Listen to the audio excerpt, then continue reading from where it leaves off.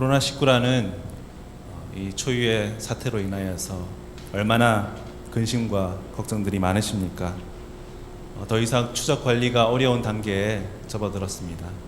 미국의 CDC, Center of Disease Control에서는 우리 대한민국을 여행관리위험국 또 지역사회 감염국으로 지정한 상황에서 아마 모두가 느끼시는 불안과 공포가 얼마나 크실지 감히 어떤 위로의 말씀을 드려야 될지 모르겠습니다.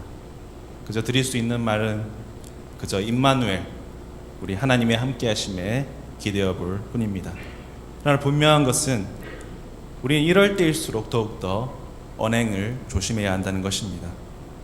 속되고 허탄한 대화에 우리가 편승함으로써 이미 퍼지고 있는 코로나19의 증오와 혐오라는 바이러스까지 우리가 더할 수는 없다는 것입니다.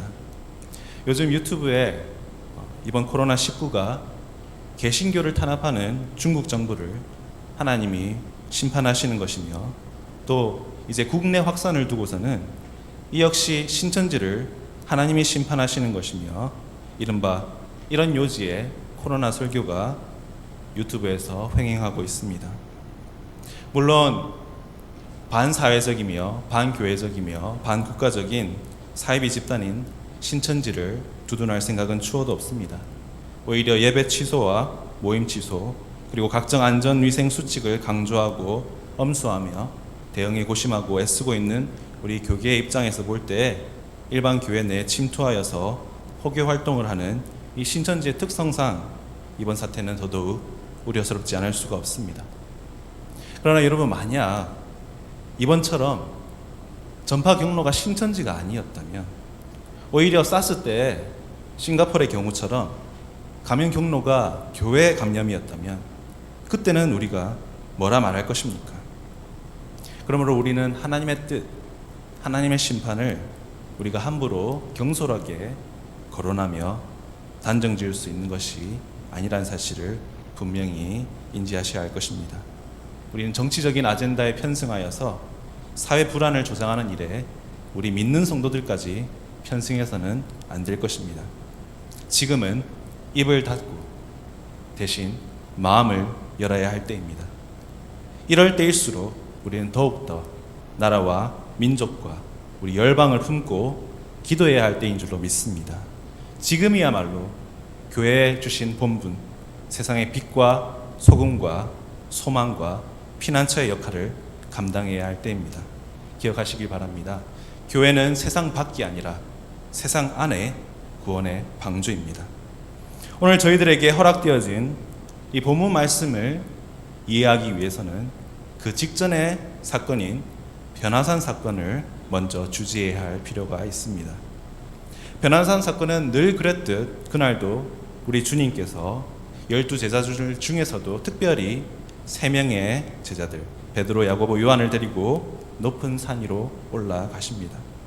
그리고 그곳에서 예수님의 용모가 영광스럽게 변하며 하나님 나라의 권능이 임하는 놀라운 현상이 일어납니다.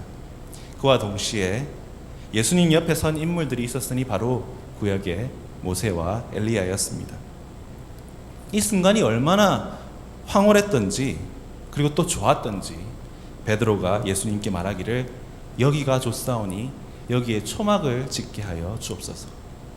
언제까지고 여기에 계속 머물고 있고 싶을 정도로 너무나도 황홀하고 좋았다는 것이죠. 그러나 이러한 산 위의 정상의 상황과는 정반대 상황이 오늘 본문에 나오는 산 골짜기 아래에서 일어나고 있습니다. 예수님께서 3명의 제자들과 산 정상에 있을 때 남겨진 9명의 제자들이 있었습니다. 그런데 이 남겨진 9명의 제자들이 오늘 본문을 보니까 서기관들과 변론을 펼치고 있었다라고 기록하고 있습니다. 그러나 실상은 이게 말이 좋아 변론이지 사실은 일방적인 조롱과 협박과 비방으로 큰 공경에 처한 상황이었습니다. 왜 이런 상황까지 몰렸을까요? 왜 이렇게 비방과 조롱과 협박이 시달리고 있었을까요? 변화산 사건이 일어나는 바로 그 시각, 공교롭게도 귀신 들린 아들을 데리고 온 한 아버지가 있었습니다.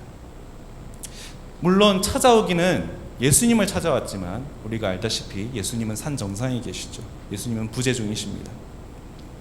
그래도 어떻게 하겠습니까? 귀신 들린 아들을 낳게 해야 되지 않겠습니까? 그래서 남아있는 9명의 제자들에게 간절히 부탁합니다.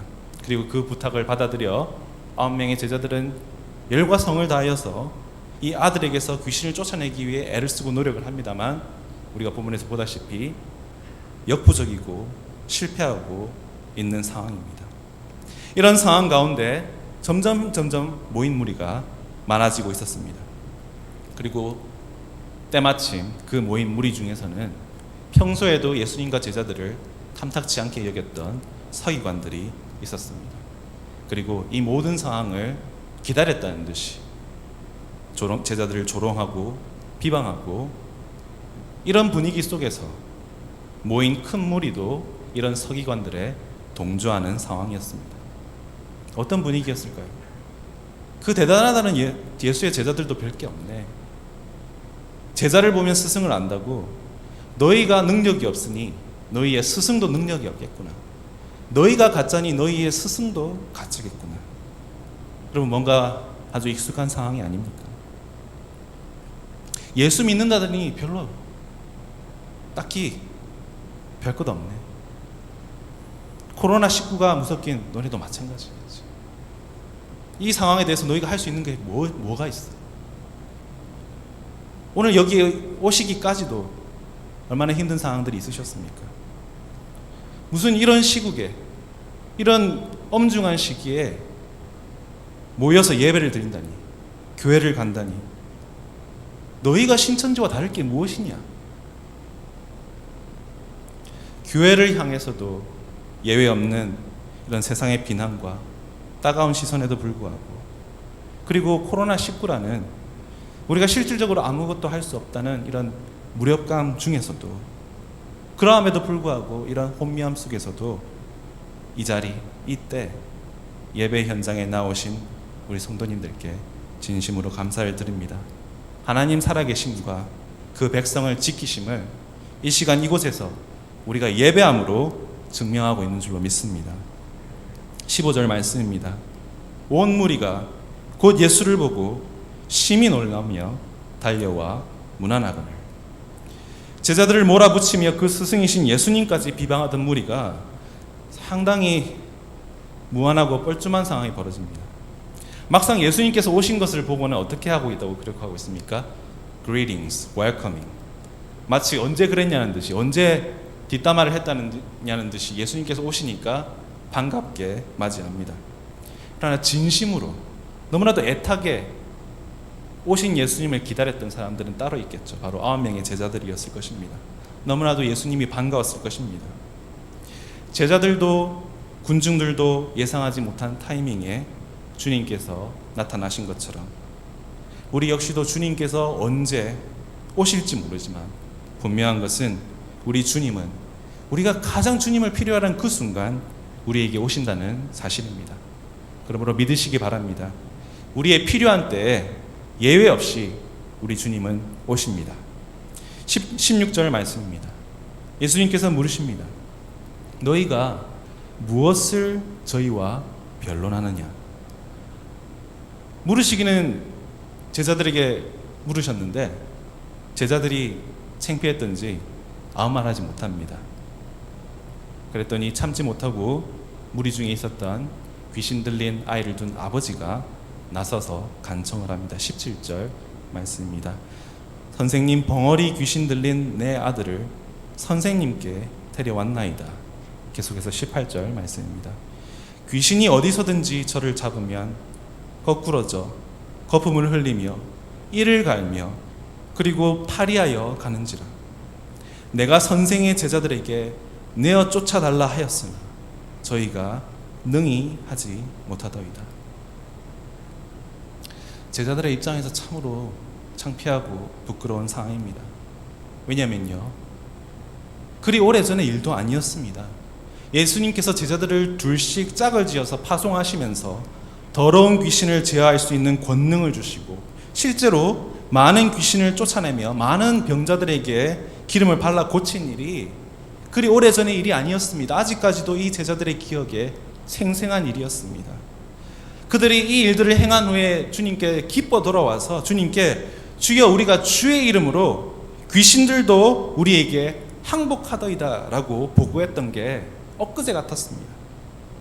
그런데 어째선지 아무리 애를 써도 오늘 본문에서는 이 제자들이 큰 힘을 발휘하지 못합니다. 과거의 성공이 무색하게 자기 변호하기에만 급급합니다. 이런 제자들이 얼마나 답답하셨던지 우리 예수님께서 탄식을 하십니다. 19절 말씀입니다. 믿음이 없는 세대여, 내가 얼마나 너희와 함께 있으며 얼마나 너희를 참으리요. 그를 내게로 데려오라. 여러분, 저와 여러분도 제자들처럼 얼마나 답답한 사람들입니까?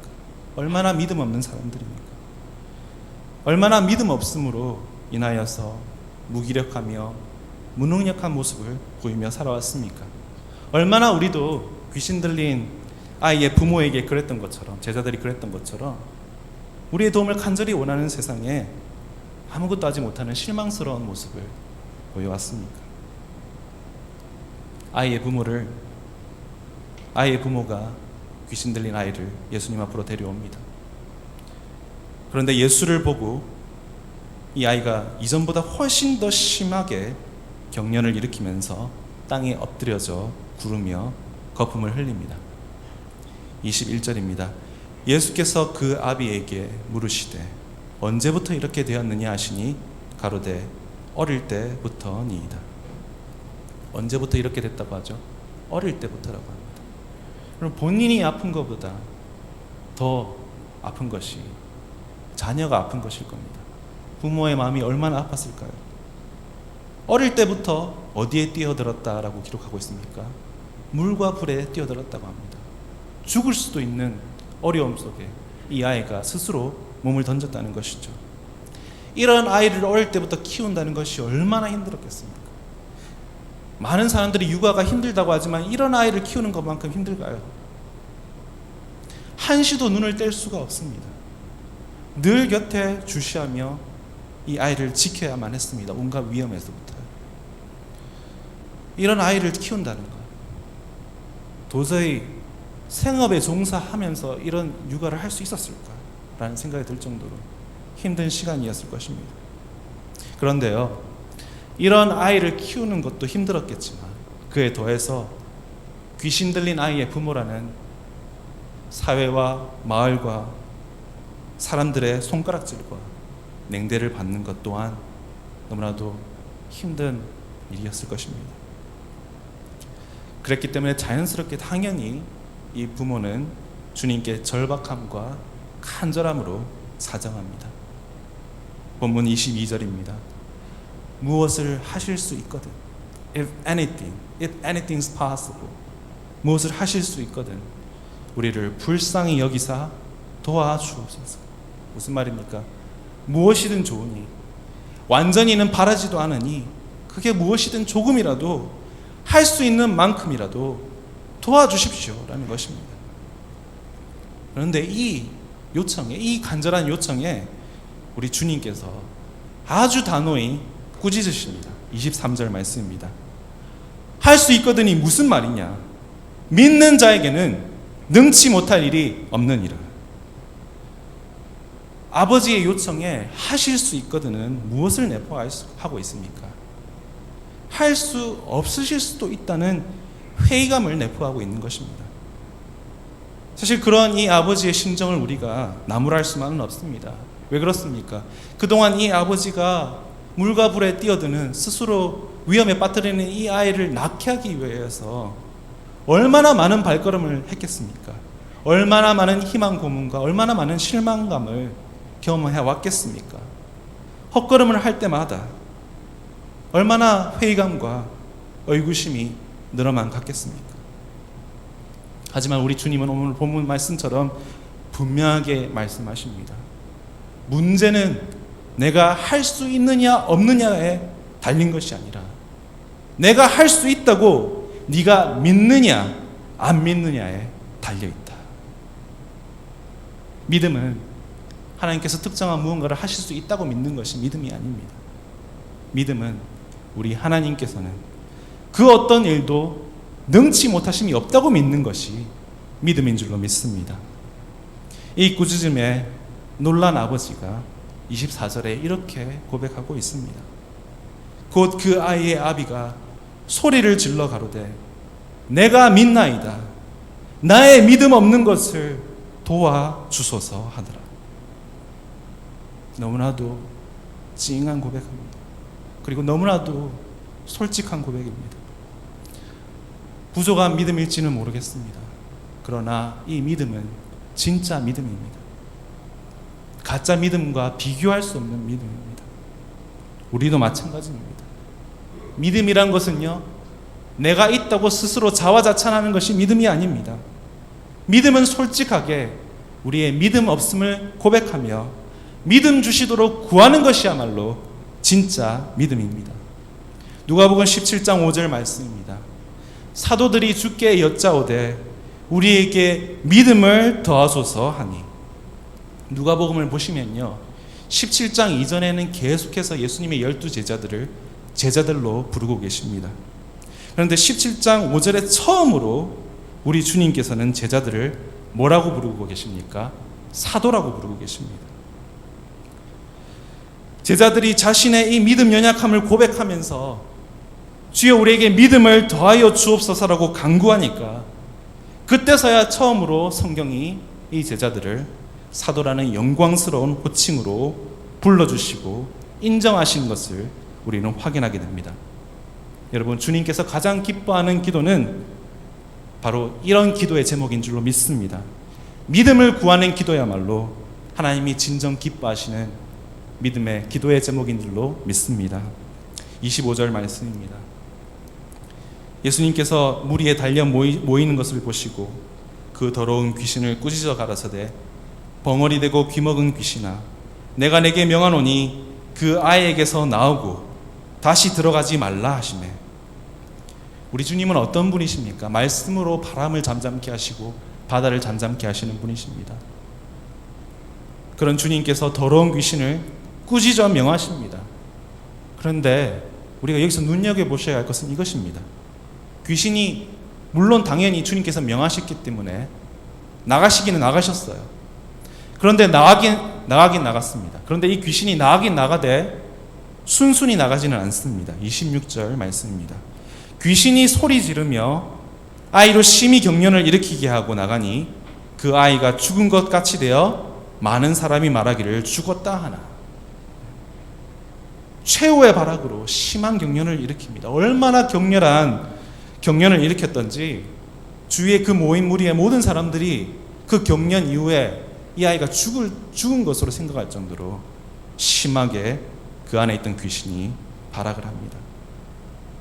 여러분, 저와 여러분이 싸우는 영적 전쟁이 이와 같습니다. 우리가 싸우는 영적 전쟁은 절대 무난하거나 순탄할 수 없습니다. 그럴 거라고 생각하셔서는 안 됩니다. 여러분, 사탄은 그 어떤 영적 전쟁도 큰 싸움 없이 절대 물러서지 않습니다. 그러므로 저와 여러분은 마음을 굳게 먹고 이러한 싸움을 예상하고 준비해야 할 줄로 믿습니다. 27절입니다. 예수께서 그 손을 잡아 일으키시니 이에 일어서니라. 죽은 듯 누워있던 모든 사람들이 죽었다고 믿었던 그 아이의 손을 잡아 일으키십니다. 그랬더니 놀랍게도 이 아이가 멀쩡히 일어납니다. 귀신을 쫓아내실 뿐만 아니라 이 아이를 원래대로 건강하게 살리십니다. 믿는 자에게는 능치 못할 일이 없는 줄로 믿습니다. 왜입니까? 바로 우리가 믿는 그 하나님께서 능치 못하실 일이 없는 분이시기 때문입니다. 28절입니다. 집에 들어가심에 제자들이 종용이 묻자오되 우리는 어찌하여 능히 그 귀신을 쫓아내지 못하였나이까. 참 부끄러웠던 것 같아요. 너무 민망했던 것 같습니다. 그 자리에서 바로 물어보지 못하고 무리들 앞에서 예수님께 직접 물어보지 못하고 집에 도착할 때까지 용케 제자들이 이 질문을 참았던 것 같습니다. 아마 부끄러워서, 특히나 변론하면서 싸웠던 서기관들 앞에서는 더더욱 수치스러워서 이 말을 꺼내기가 어려웠나 봅니다. 그러나 어쨌든 결국 궁금함을 이기지 못하고 예수님께 여쭈어봅니다. 왜 예수님은 하셨는데 저희들은 하지 못했습니까? 이에 대해서 예수님께서 이렇게 말씀하십니다. 29절입니다. 이르시되 기도 외에 다른 것으로는 이런 유가 나갈 수 없느니라 하시니라. 여러분, 저와 여러분의 삶도 이러합니다. 이번 코로나19뿐만이 아니라 이러한 일들을 우리가 계속해서 살면서 앞으로도 겪어 나갈 것입니다. 귀신 들린 아이처럼 도저히 우리의 능력으로는 감당할 수 없는 어려운 상황들이 있습니다. 그때 우리에게 명하시는 것이 있습니다. 바로 기도입니다. 우리의 능력을 벗어나는 모든 상황 속에서 저와 여러분에게 선물로 주신 것이 있습니다. 그것이 무엇입니까? 기도입니다. 기도밖에 없다는 말은 또한 동시에 우리에게 기도가 있다는 말씀이기도 합니다. 우리에게 주신 능력이 바로 이 기도인 줄로 믿습니다. 여러분, 만약에 우리에게 능력이 없다면 그것은 우리에게 기도가 없기 때문입니다. 여러분, 제자들의 능력 없으면 믿음 없음 때문이었고요. 믿음 없음은 바로 기도가 없었기 때문입니다. 아이에게 들린 귀신을 쫓아내지 못한 그 시간, 제자들이 무엇을 하고 있었습니까? 서기관들과 변론하고 있었습니다. 자기 변호하고 있었습니다. 자기 핑계대고 있었습니다. 그럴 시간이 아니었습니다. 발끈하면서 말싸움하고 있을 때가 아니었습니다. 그 시간은 기도를 하고 있어야 할 때였습니다. 그들의 입을 닫고, 서기관들과 변론한 그 입을 닫고 무릎을 꿇었어야 하는 때라는 것입니다. 여러분, 믿음은 달리 무엇이 아닙니다. 믿음은 기도인 줄로 믿습니다. 여러분, 지푸라기라도 잡고 싶어하는 오늘 본문에 귀신 들린 아이의 아비 같은 많은 이들이 이 세상에 있습니다. 우리는 그분들을 만나러 산 정상을 내려와야 합니다. 좋은 교회에서 저 여러분이 신앙생활을 할 수 있다는 것은 하나님께서 저희들에게 주신 너무나도 귀한 축복이며 선물입니다. 그러나 여러분, 왜 우리가 그 축복을 우리만 누려야 하겠습니까? 저와 여러분이 뭐가 잘나서, 뭐가 특별해서 세상 모두가 못 누리는 이 특권을 우리만 누려야 하겠습니까? 여러분, 개인만 자아도취하는 것이 아닙니다. 교회 공동체도 자기 공동체에 도취될 수 있습니다. 여러분, 저와 여러분은 참된 교회로서, 세상의 구원의 방주로서 세상의 아픔에 거리를 두지 않기를 간절히 소원합니다. 세상의 아픔에 대해서 타인화하지 않고 깊이 공감하며 세상의 슬픔에 같이 애통하며 눈물 흘릴 수 있는 교회가 되기를 간절히 소원합니다. 여러분, 코로나19가 아니라 코로나19 할아버지라도 그 어떤 위기가 닥쳐도 그에 대처해야 하는 저와 여러분의 자세는 늘 일관되며 자명합니다. 그것은 무엇입니까? 믿음의 기도를 드려야 한다는 것입니다. 온갖 유언 비어와 가짜뉴스와 공포조장과 또 자극적 기사 제목은 우리는 클릭도 하지 말고 보지도 말고 말도 섞지 말아야 합니다. 우리가 더 중요하게, 우리가 더 시급하게 우리가 해야 할 일들이 있습니다.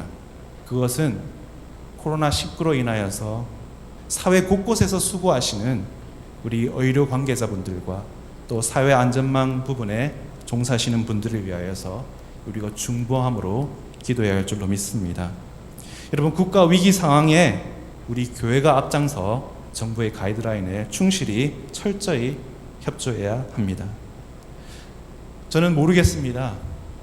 정말 코로나19가 유튜브에서 말하는, 그리고 또 페이스북에서 말하는, 온갖 SNS에서 말하는 특정 지역이나 특정 국가나 특정 민족, 특정 단체에 대한 하나님의 심판인지 아닌지, 그것은 저는 함부로 말할 수 없습니다. 그러나 저는 분명히 한 가지는 알겠습니다. 그것은 지금은 우리가 세상과 변론할 때가 아니라는 사실입니다. 지금은 우리가 세상을 위하여 기도해야 할 때인 줄 믿습니다. 기도하기를 원합니다. 기도의 능력이 있습니다. 각자의 자리에서 무릎 꿇으십시오. 비록 주중에 많은 예배들이 취소되고 축소되었지만 여러분이 계시는 무릎 꿇는 그곳이 하나님의 임재하심이 계시는 곳인 줄로 믿습니다. 그곳에서 믿음의 기도를 드리십시오. 하나님께서 그 기도를 들으신 줄로 믿습니다. 모든 문제들이 오늘 본문 말씀처럼 주님 앞에 나아올 때 해결됩니다. 왜 그렇습니까? 믿는 자들의 하나님께서는 능치 못하실 일이 없기 때문입니다. 할 수 있거든이 무엇이냐?